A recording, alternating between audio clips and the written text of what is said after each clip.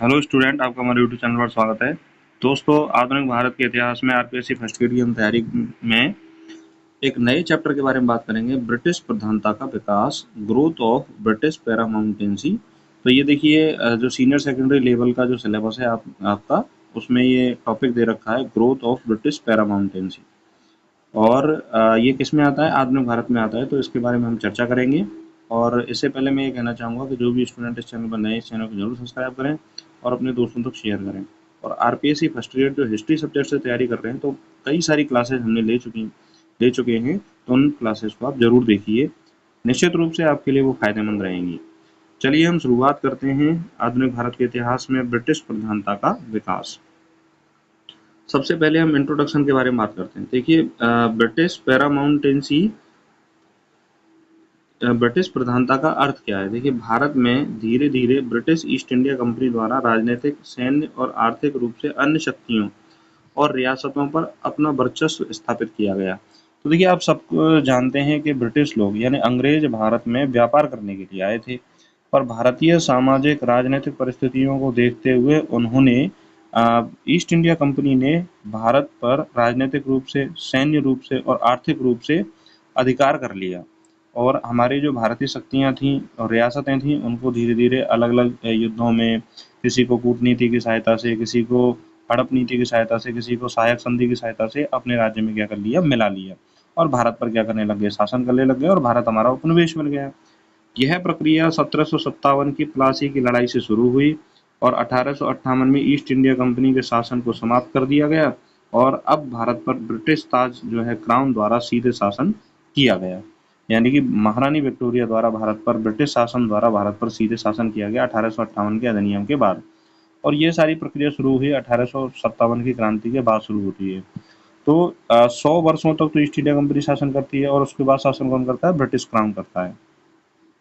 लेकिन हम इस चैप्टर में ये पढ़ेंगे कि भाई किस तरह से अंग्रेजों ने अपने आप को भारत में स्थापित किया और भारत पर राज करना क्या किया, शुरू किया।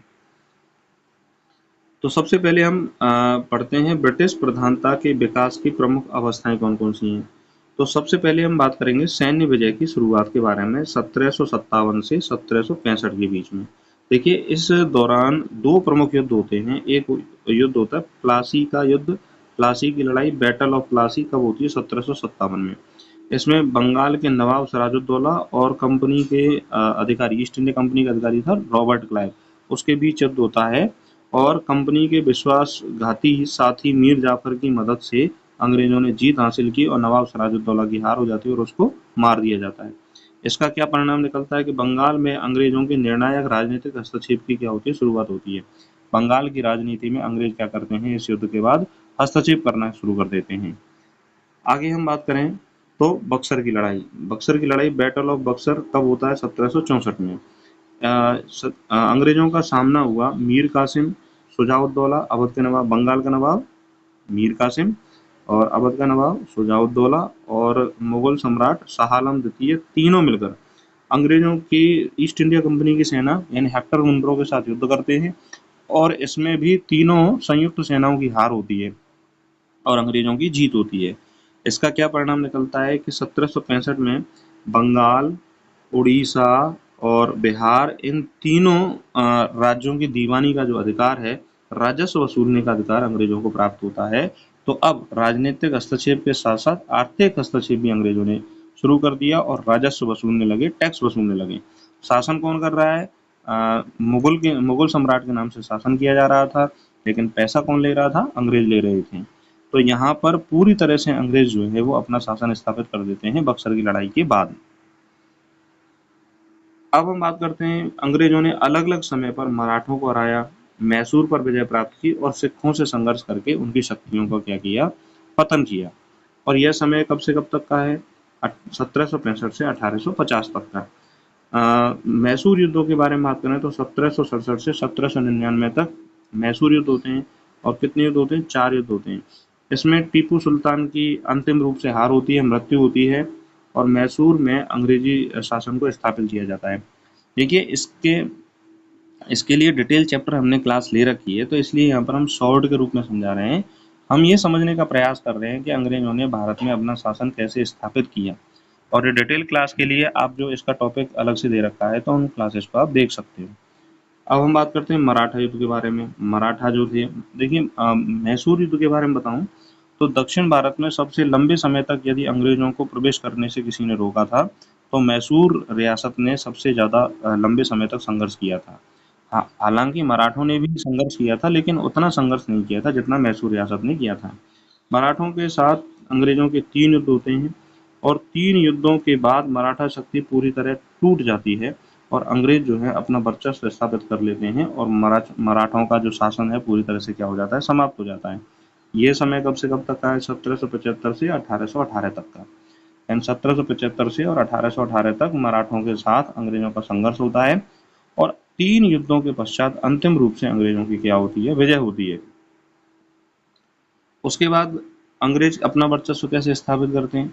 तो देखिए, सिखों के साथ अंग्रेजों के युद्ध होते हैं 1845 से 1849 के बीच और सिखों के साथ 2 युद्ध होते हैं। कितने युद्ध होते हैं? 2। इसके बाद पंजाब को ब्रिटिश राज्य में मिला लिया गया। यानी अंग्रेज जो हैं वो पंजाब को 2 युद्धों के बाद अंतिम रूप से सिखों को पराजित कर देते हैं और पंजाब को ब्रिटिश साम्राज्य के अंतर्गत मिला लेते हैं। इन सभी युद्धों का परिणाम क्या हुआ? इन युद्धों से अंग्रेजों ने भारत के अधिकांश शक्तिशाली राज्यों को पराजित कर दिया और उन पर क्या करने लगे? वो शासन करने लगे। तो सैन्य शक्ति के माध्यम से अंग्रेजों ने सबसे पहले भारत में शासन को स्थापित किया और भारत को उपनिवेश बनाया। अब हम बात करते हैं कि और कौन सा साधन था जिसके माध्यम से अंग्रेजों ने अपने आप को स्थापित किया, वर्चस्व स्थापित किया, अपनी प्रधानता को साबित किया। तो अंग्रेजों का ईस्ट इंडिया कंपनी का अधिकारी था लॉर्ड वेलेजली। इसने सहायक संधि की क्या की? शुरुआत की। तो गवर्नर जनरल था लॉर्ड वेलेजली, इसने सहायक संधि की शुरुआत की। सब्सिडियरी अलायंस की शुरुआत की। सहायक संधि क्या थी? यह नीति भारतीय रियासतों को अपने अधीन करने की एक रणनीति थी। देखिए, कुछ रियासतों को तो अंग्रेजों ने सीधे युद्ध के माध्यम से क्या कर लिया? जीत लिया। और कुछ रियासतों को कूटनीति की सहायता से जीतने के लिए सहायक संधि की इन्होंने शुरुआत की। सहायक संधि में क्या था? रियासतों को अंग्रेजी सेना रखनी पड़ती थी। यानी कि सहायक संधि इसलिए की जाती थी कि भाई अगर किसी राज्य को दूसरे राज्य से खतरा है तो अंग्रेज उसको अपनी सेना के रूप में सेवाएं देते थे और अंग्रेजी सैनिकों के खर्च के लिए राज्य को धन देना होता था। अब खर्चा कौन उठा रहा है? वो राज्य उठा रहा है। तो मौज कौन ले रहे हैं? अंग्रेज ले रहे हैं, केवल इस बात के लिए कि दूसरे राज्य का डर दिखाकर कि वह आपके ऊपर अधिकार कर लेगा, तो इसलिए आप हमारा साथ दो। और हमारा साथ देने के लिए राज्य जो है उनका खर्चा उठाता था। और अंग्रेज जो थे वहाँ पर क्या करते थे? फलते फूलते थे और उनकी एक रणनीति थी कि भाई किसी भी तरह से इन राज्यों को अपने अधीन कर लिया जाए। विदेश नीति अंग्रेजों के अधीन होती थी। यानी सहायक संधि में क्या था? विदेश नीति अंग्रेजों के अधीन होती थी। राज्य अपनी स्वतंत्र विदेशी नीति खो बैठते थे। अब जब राज्य अपनी स्वतंत्र विदेश नीति ही खो बैठा है, यानी कि दूसरे राज्यों के साथ किस तरह से व्यापार करना है, किस तरह से लड़ाइयाँ लड़नी है या नहीं लड़नी है, इन सब का निर्णय कौन लेते थे? अंग्रेज लेते थे। राज्य अपने विवेक शक्ति को क्या कर जाते थे? खो जाते थे। तो कहीं अप्रत्यक्ष रूप से अंग्रेजों का उस राज्य पर क्या हो जाता था? अधिकार हो जाता था। किसी अन्य यूरोपीय के साथ संधि नहीं कर सकते थे।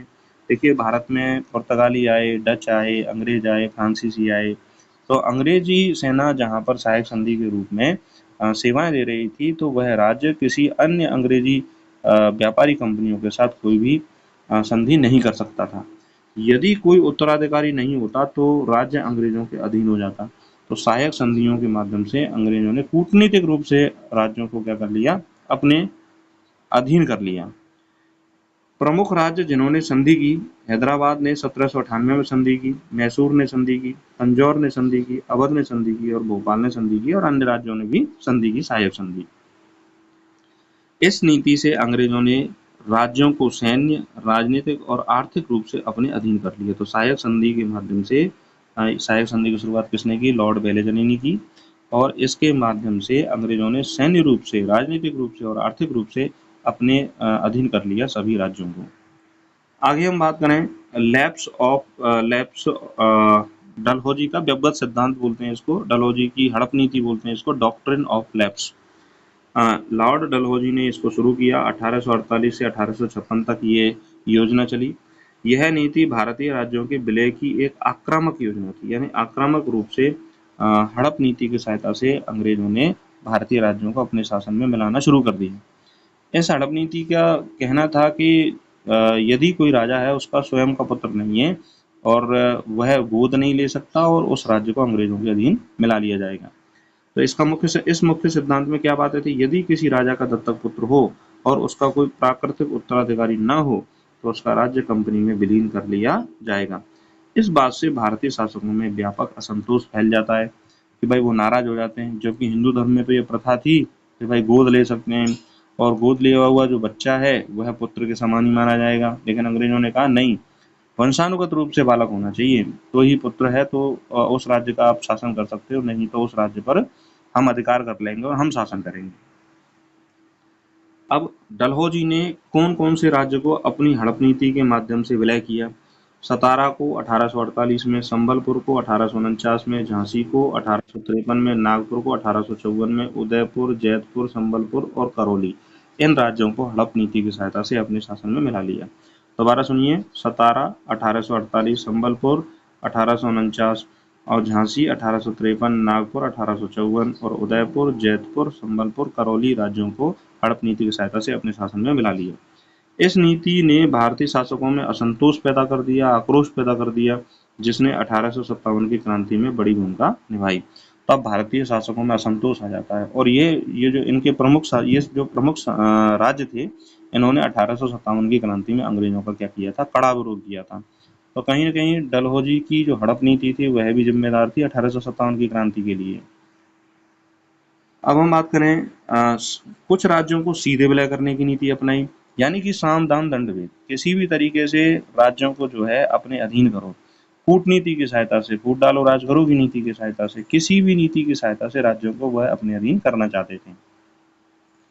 सीधे विलय की नीति, डायरेक्ट एनेक्सेशन, सीधा विलय, अवध का सीधा विलय किया गया 1856 में। लॉर्ड डलहौजी ने कुशासन का आरोप लगाया। देखिए अवध पर क्या लगाया, कुशासन का आरोप, यानी लॉर्ड डलहौजी ने कहा अवध के नवाब से कि तुम जो शासन कर रहे हो वो सही शासन नहीं है, जनता पर अत्याचार कर रहे हो, तुम्हें शासन करना नहीं आता, कुशासन कर रहे हो। तो कुशासन का हवाला देकर अवध को क्या कर लिया, अपने राज्य में मिला लिया, जबरदस्ती मिला लिया। नवाब वाजिद अली शाह को पद से हटा दिया गया। तो उस समय शासन कौन कर रहा था, नवाब वाजिद अली शाह। यह कार्य ब्रिटिश हस्तक्षेप की चरम सीमा थी। यानी देखो पहले तो कूटनीतिक सहायता से सहायक संधि के माध्यम से राज्यों को मिलाया, फिर हड़प नीति के माध्यम से राज्यों को मिलाया, और यदि ऐसे नहीं आ रहे थे तो डायरेक्ट ही सीधे अपने शासन में राज्यों को मिलाने की प्रक्रिया अंग्रेजों ने शुरू कर दी।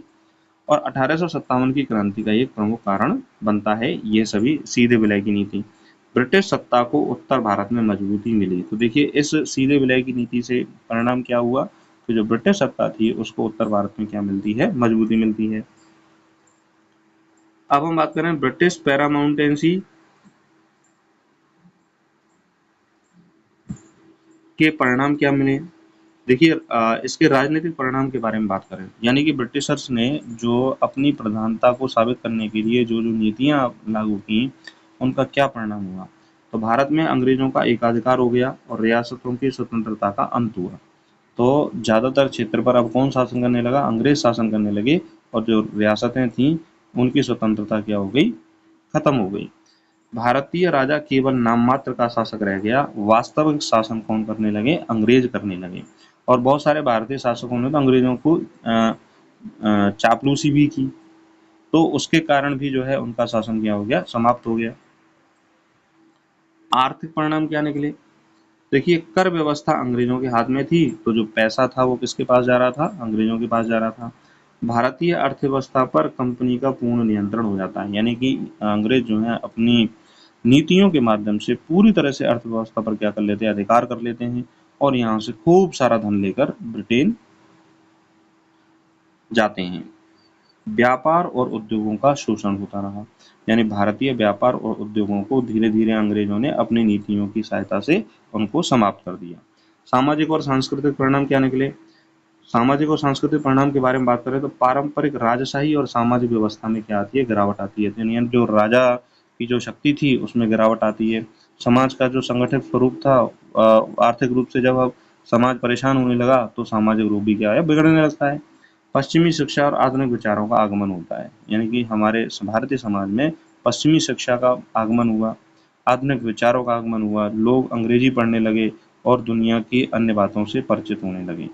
भारतीय समाज में विरोधाभास और असंतोष की भावना फैलने लगी और इसका परिणाम होता है 1857 की क्रांति, और उसी के बाद फिर परिणाम होता है भारतीय स्वतंत्रता संग्राम आंदोलन की क्या होती है, शुरुआत होती है।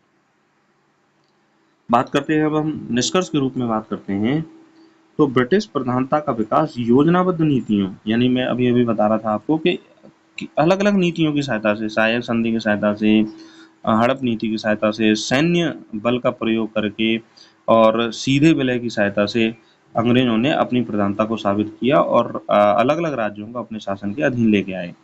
सैन्य कूटनीति का परिणाम था, कंपनी ने व्यापार के बहाने से भारत में प्रवेश किया था और धीरे धीरे रियासतों को अपने नियंत्रण में ले लिया। यह वर्चस्व 1857 की क्रांति तक चलता रहा, जिसके बाद सत्ता सीधे ब्रिटिश क्राउन के अधीन चली गई और ब्रिटिश पैरामाउंटेंसी ने भारत में राजनीतिक, आर्थिक और सामाजिक ढांचे को पूरी तरह से क्या कर दिया, बदल दिया। अब जो है भारत ब्रिटिश का क्या बन चुका था, उपनिवेश बन चुका था। अब जो भी शासन था, जो भी नियम थे, वो कौन लागू करते थे, अंग्रेज लागू करते थे। तो इस तरह से इस चैप्टर में हमने समझा कि भाई ब्रिटिशर्स ने भारत में किस तरह से राज करना शुरू कर दिया और किस तरह से अपनी प्रधानता को साबित किया। आशा करता हूँ कि आपको ये चैप्टर समझ में आया होगा। यदि आपको ये चैप्टर समझ में आया है तो इस क्लास को लाइक करो, और यदि आपकी कोई क्वेरी है तो कमेंट करो, और जो भी student RPSC first grade history विषय से तैयारी कर रहे हैं, इस चैनल को जरूर सब्सक्राइब करें, और जो हिस्ट्री की अन्य क्लासेज हैं उनको भी जरूर देखें। उन सभी क्लासेज से आपको बहुत लाभ होगा। देखिए, इन क्लासेज को देखने से आपका एक लाभ तो ये, सबसे बढ़िया लाभ तो ये रहेगा कि कोई चैप्टर है उसका फास्ट रिवीजन हो जाएगा, और उस रिवीजन, ये जो रिवीजन है आपका, वो एग्जाम टाइम पे बहुत काम आएगा। तो सबसे अच्छा लाभ तो यही है कि आपकी पूरी जो यूनिट है उसका अच्छा रिवीजन हो जाएगा और कम समय में आप अपने कोर्स को क्या कर सकते हो, रिवाइज कर सकते हो। ये क्लासेस जो है वो एक ही क्लास में पूरे टॉपिक को क्लियर कराया गया है, ऐसा नहीं है अलग अलग क्लासेस में इस टॉपिक को क्लियर कराया गया है। अपनी तैयारी को स्ट्रॉन्ग करते रहें, पढ़ते रहें, मस्त रहें। नमस्कार, धन्यवाद।